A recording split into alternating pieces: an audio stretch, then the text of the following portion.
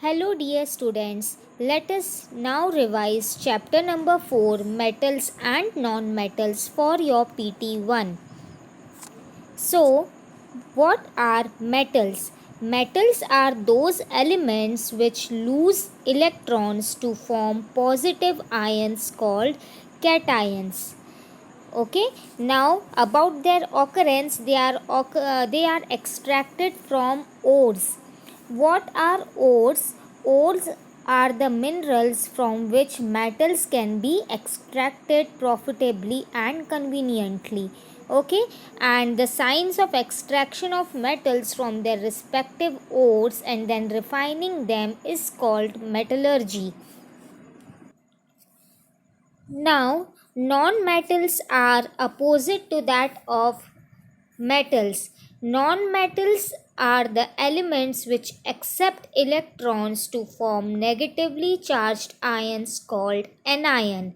And about their occurrence, they occur in free as well as combined state. Like hydrogen occurs in free state in atmosphere as well as in combined state with oxygen in water. Similarly, oxygen, carbon, nitrogen, they occur in free as well as in combined state. About the physical properties of metals and non-metals, they are both opposite. Okay, metals are mostly solid and non-metals are mostly solid or gas. Metals are lustrous, that means they shine, whereas non-metals are dull in their appearance. Metals have a high density, non-metals have low density. Metals are malleable. Now what is malleability? The property of metals due to which they can be beaten into thin sheets is called malleability. So metals can be beaten into thin sheets, that is they are malleable. Non-metals are not malleable. Metals are ductile. The property of metals due to which they can be drawn into wires is called ductility. So metals can be drawn into wire, that means they are ductile, but non-metals are non-ductile. Metals are sonorous, that means they produce a sound when we hit them. Non-metals are non-sonorous. Metals are hard and strong, non-metals are generally soft and weak. Metals are good conductor of electricity and heat. Non-metals are poor conductor of heat and electricity. In both the cases, there are exceptions. So go through the table given in your book and also learn the exception of each. Now, the chemical properties of metals and non-metals are also opposite to each other. Metals react with oxygen to form basic oxides, whereas non-metals react with oxygen to form acidic oxides. Metals react with water to form hydroxide and release hydrogen gas. Non-metals do not react with water. The reactivity of metals with water differ with different metals according to the reactivity of metals. There is an experiment given in your book which proves that sodium reacts with water the most, then followed by magnesium which reacts only with heated water, then zinc reacts only with boiling water, followed by iron reacts only with steam, and copper does not react with water.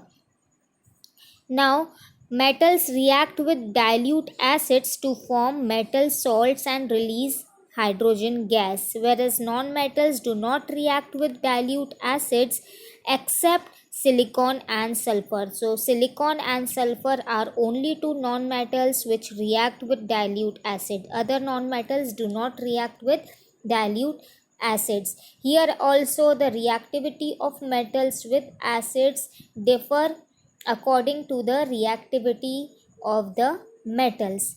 Now metals show displacement reaction with salt solution. What is displacement reaction?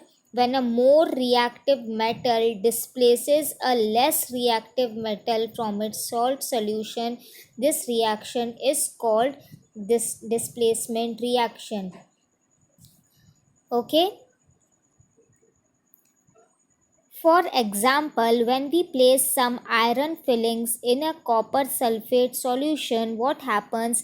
The color changes from blue to green. This is due to, since iron is more reactive than copper, it displaces copper from copper sulfate solution, and the blue color of this copper sulfate solution disappears because now copper sulfate is disappeared, and instead of this iron sulfate is formed. So iron has taken place of copper, and ferrous sulfate, that is iron sulfate is formed, which is light green in color. So this is displacement reaction. Metals are used widely. There is a table given in your book. Go through the table, and in that table the uses of different metals are given, so learn that. Okay, questions can be asked from that. Next is noble metals. Metals which react very rarely or which do not react at all are called noble metals. The examples are gold, platinum and silver, and their uses are also given in the table. Go through their uses also. Next, metalloids. Now there are some elements which show properties of both metals and non-metals. So they can't be placed under metals and they can't be placed under non-metals because they show properties of both. So these elements which show properties of both metals and non-metals are called metalloids. Examples are antimony and arsenic. Next is corrosion of metals. So what is corrosion? Formation of layer of undesirable compound on the surface of metals when they are exposed to air and water. So two things are necessary for corrosion to take place. That is air and water. So various metals go through corrosion. For example, silver does not react easily with oxygen, but when it combines with hydrogen sulfide gas present in the air, it forms a black coating of silver sulfide. Okay, so silver, when it is exposed to air and water, it turns blackish in appearance due to formation of silver sulfide. In case of aluminium, corrosion is useful as it protects the metal from being damaged further. So aluminium vessels also lose their shine, if you have observed, that is due to corrosion, and they does not get further corroded. So in case of aluminium, corrosion is useful. Okay. Next, copper also turn greenish when it is exposed to moist air. This greenish layer also due to formation of basic copper carbonate, that is a result of corrosion. Next is iron. When iron objects are exposed to moist air, a reddish brown substance is deposited on its surface, that is called rust, and corrosion of iron is called rusting of iron. Now, since corrosion is harmful, it eats away the whole metal gradually. There are some ways to prevent corrosion. First is oiling, second is painting, third is galvanization. What is galvanization? In this process, a layer of zinc is deposited on the surface of iron object to prevent corrosion. For this, the iron object is dipped in molten zinc. So, one metal layer is deposited over another metal surface by dipping the one metal in the molten solution of another metal. Next is alloying. What is alloying? We will discuss in the next topic. Electroplating. So one layer of metal is deposited over the surface of another layer of metal by electrolysis, that is by passing electricity. So in electroplating and galvanization, both one metal is deposited over other, but the difference is that in galvanization, one metal is dipped in the molten solution of another metal, and in electroplating, one layer is deposited over another by passing electricity. Okay, so that's the difference.